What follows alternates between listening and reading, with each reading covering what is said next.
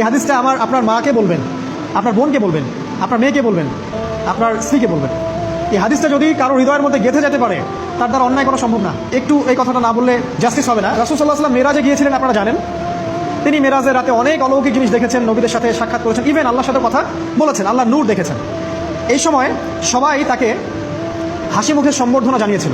যার সাথেই দেখা হয়েছে তার সাথেই তিনি হাসি মুখে অভ্যর্থনা তাকে জানিয়েছে, আসসালামু আলাইকা আইয়ুহান নবী, সবাই বলেছে হাসি মুখে। একজন মালাক, একজন ফেরেশতা তাকে দেখে হাসেননি, একজন। আপনারা কি জানেন রাসূল সাল্লাল্লাহু আলাইহি ওয়াসাল্লাম অবাক হয়েছিলেন। তিনি বলেছিলেন যে ইয়া জিবরিল, ওর চেহারাটা এত গম্ভীর কেন, সে আমাকে দেখে হাসছে না কেন, তার মুখে হাসি নেই কেন? জিবরিল আমিন বলেছেন যে না মালিক, তার নাম মালিক, সূরা যুখরুফের মধ্যে আছে, তার নাম মালিক। যেদিন থেকে আল্লাহ জাহান্নাম সৃষ্টি করেছেন সেদিন থেকে তাকে জাহান্নামের দায়িত্ব দিয়েছেন, অর্থাৎ জাহান্নামের হেড অফ ডিপার্টমেন্ট, ইনচার্জ। সেদিন থেকে তার মুখের হাসি উঠে গেছে। আমরা দোয়া করি আমরা যেন তার সাক্ষাৎ না পাই। তার কাছে পারমিশন নিয়ে রাসূল সাল্লাল্লাহু আলাইহি ওয়াসাল্লাম জাহান্নামের দিকে তাকিয়েছিলেন, ভিতরে দেখেছেন কি আছে। তিনি পরে যা ব্যাখ্যা করেছেন তা হলো, আমি দেখলাম সেখানে খালি মেয়ে আর সেখানে খালি নারী আর নারী। এই হাদিসটা আপনার মাকে বলবেন, আপনার বোনকে বলবেন, আপনার মেয়েকে বলবেন, আপনার স্ত্রীকে বলবেন। এই হাদিসটা যদি কারো হৃদয়ের মধ্যে গেঁথে যেতে পারে, তার দ্বারা অন্যায় করা সম্ভব না।